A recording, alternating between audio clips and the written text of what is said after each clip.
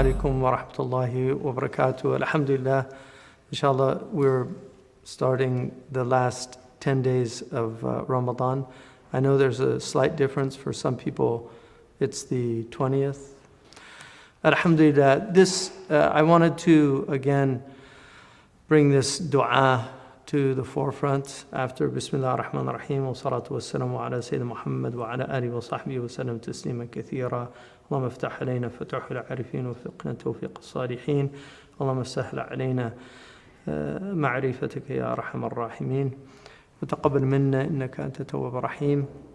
This hadith which Imam Ahmad relates, I think it's an extremely important dua for a number of reasons. One, the Prophet ﷺ said in the riwayah that Imam Ahmad relates is that anybody who hears it should learn it.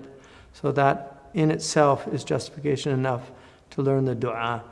But it's also prefaced by a statement that the Prophet ﷺ said, whoever is suffering from depression should recite this. And if they recite it sincerely, then inshallah the depression will be removed. So this is an antidepressant dua.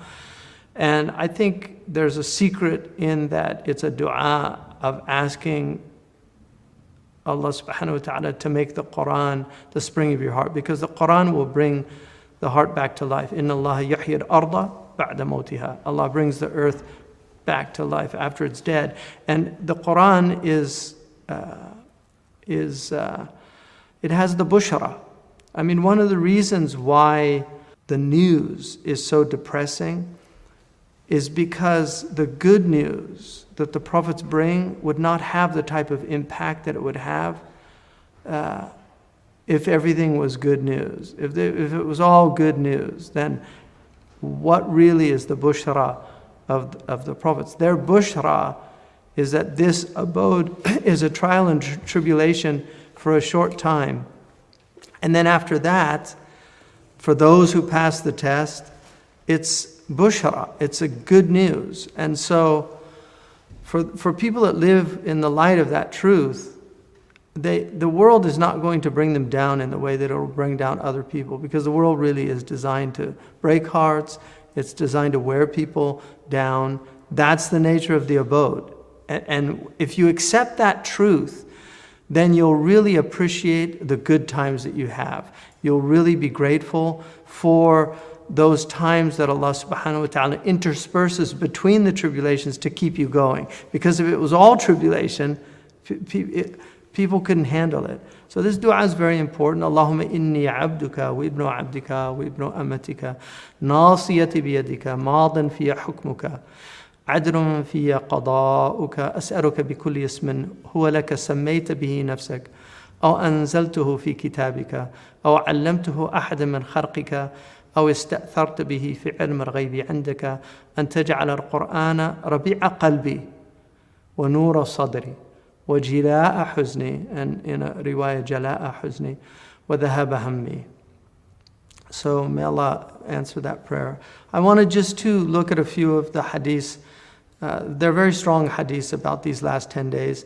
Aisha radiallahu anhu relates that the Prophet ﷺ said, Kana Rasulullah sallallahu alayhi wasallam, that the Prophet ﷺ, Kana Rasulullah, إِذَا دَخَلَ الْعَشْرَ الْأَوَاخِرِ, when the last 10 nights min Ramadan, from Ramadan, entered, أَحْيَا اللَّيْلِ, then he would bring the night to life. And remember that most of his nights in the normal year were brought to life. So the fact that she's saying this about these nights is very strong. وَأَيْقَظَ أَهْلَهُ, so he also woke his family up, because قُوَ أَنفُسُكُمْ وَأَهْلِيكُمْ نَارًا, save yourselves and your family. So we have an obligation also to wake our families up. وَجَدَّ وَشَدَّ الْمَأْزَارِ, and he was very, very serious during this time. وَشَدَّ الْمَأْزَارِ means he tightened up his loincloth. In other words, the izar, what they call lungi in India, which was one of the prophetic raiments. The Prophet ﷺ wore a lungi. So shadd al-ma'zar, he bound it up. So he was very serious during this time. I mean, that's obviously a kinaya for he wasn't with the women. So عن ابن عمر رضي الله عنهما أن رجالا من أصحاب النبي صلى الله عليه وسلم أروا ليلة القدر. So they were shown ليلة القدر في المنام. So they had a vision. This is a ru'ya, which is different from a dream. A vision is a true event that occurs. The Prophet ﷺ said it's 146 of prophecy. It's that aspect of prophecy that every human being, even a disbeliever, can have access to this. Like the Pharaoh who had a true dream.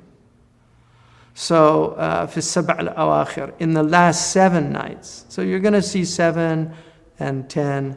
You'll see some different views. فقال رسول الله صلى الله عليه وسلم أرى رؤياكم قد تواطأت في السبع الأواخر. So what he means there is that all these different people had the same vision.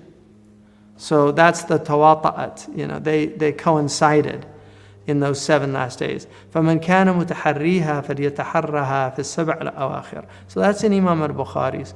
So especially those last 7 days, although all 10 are important, obviously the 25th, the 27th, and the 29th are very strong days.